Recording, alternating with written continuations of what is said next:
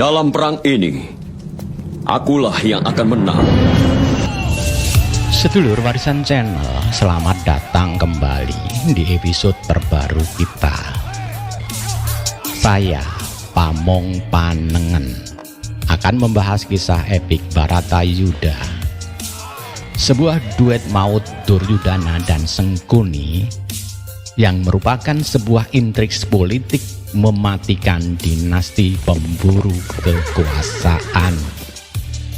Ya, siapkan diri untuk berpetualangan di dunia yang penuh kebohongan, konspirasi, dan politik yang kotor dalam Bharatayuddha.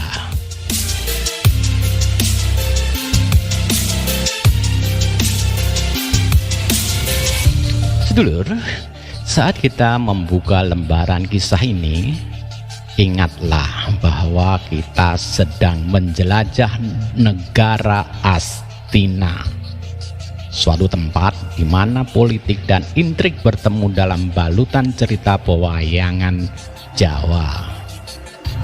Ya, jadi mari kita selami kisah duet maut Duryudana dan Sangkuni.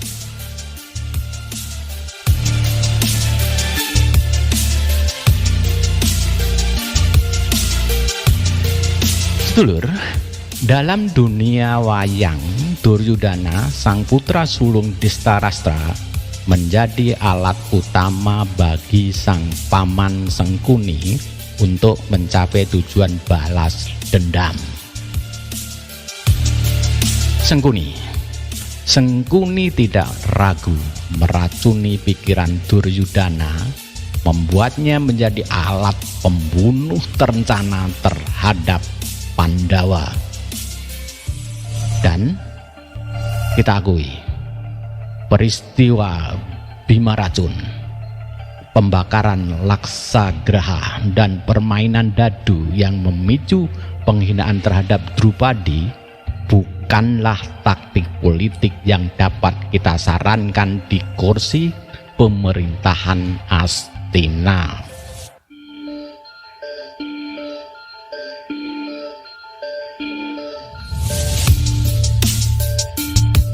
Sedulur, Sangkuni, sang maestro manipulator politik, ia sukses menciptakan framing negatif terhadap lawan-lawan politiknya, seolah-olah menjadi pelukis yang abstrak yang berhasil memutarbalikkan fakta. Ya, seperti pepatah Jawa, dandang diunekke kuntul, kuntul diunekke dandang. Ya, jujur, ini bukan sekedar politik. Ini lebih seperti pertunjukan sulap yang merubah hitam menjadi putih dan putih menjadi hitam. Bin Salabim.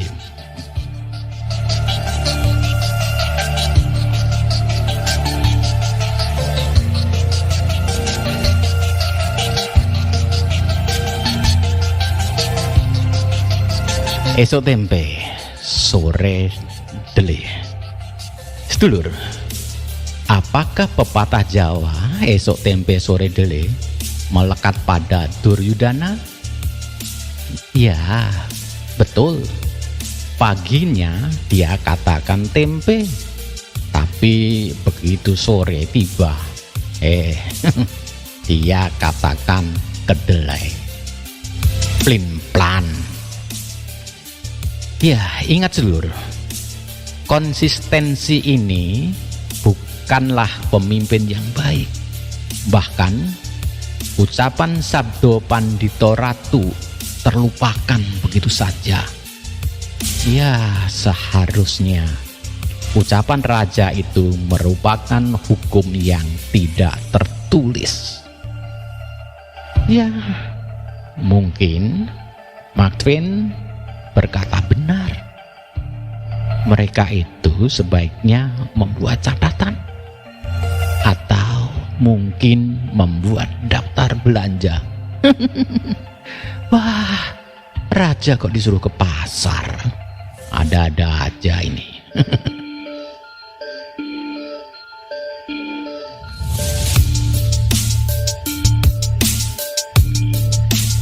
Sedulur, dikelilingi oleh guru-guru yang hebat seperti Krpa, Durna, dan Baladewa, Duryudana memperoleh ilmu bela diri yang cukup mumpuni. Senjatanya sebuah gada mirip dengan Bima. Ya, apakah ini hanya tanda ketidakoriginalan atau sekedar inspirasi? Silahkan Anda yang memutuskan.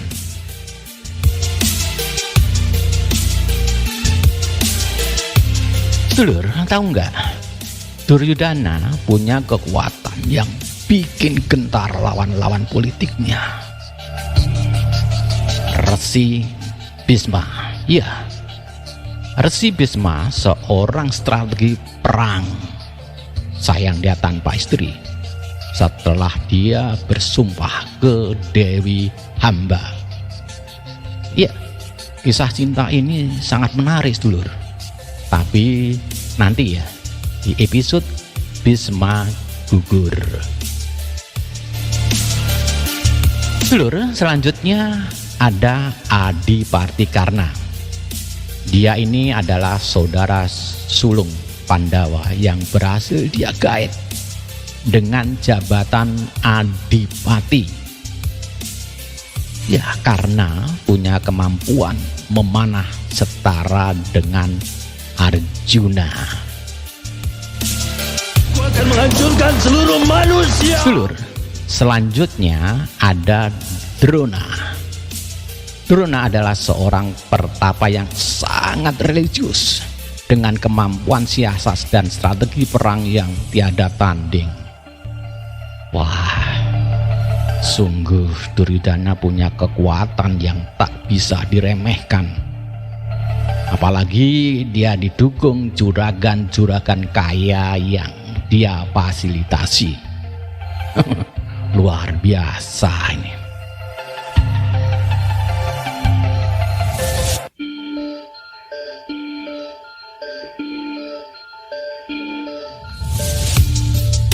Ya, sedulur, dari kekuatan itu, praktek kekuasaannya menciderai aturan-aturan kesantunan, etika, dan moral.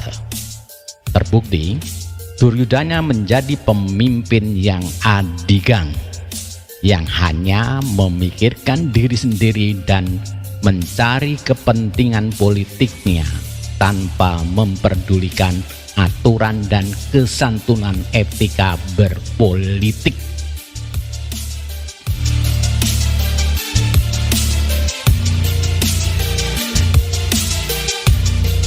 Dan saat kita menyelami karakter Duryudana yang adigang, adigung, adiguno, kita melihat lapisan kompleksnya.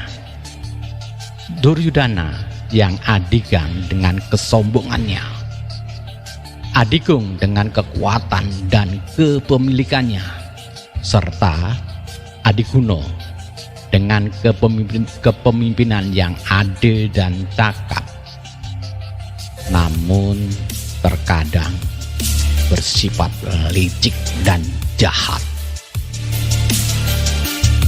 Ya, sungguh memikirkan politik Astina ini terkadang membuat kita tidak nyaman untuk sekedar menikmati secangkir kopi setiap pagi. Ya, menyedihkan.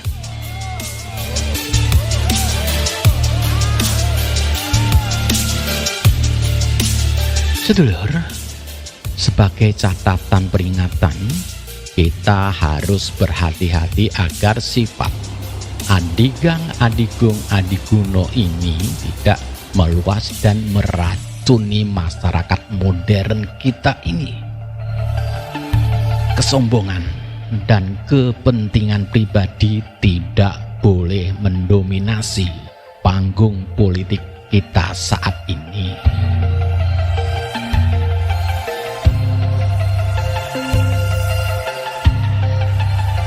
Sedulur, Tapi masih ada untungnya. Setelah Baratayuda, Yudhistira membawa sebuah perbaikan. Dia menjadi pemimpin yang arif, penuh dengan pengabdian, mendengar jerit pilu rakyatnya, dan sifat adigang adigung adiguno menjadi pantangan bagi Yudhistira. Ya, jadi mari kita petik pelajaran dari kisah ini. Selamat belajar, dan semoga kita semuanya tumbuh dan berkembang dengan sikap rendah hati. Ojo adigang adigung adiguno.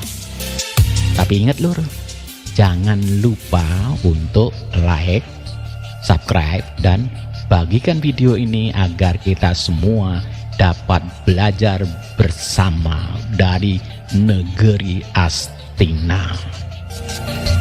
Sampai jumpa di episode berikutnya hanya di Warisan Channel.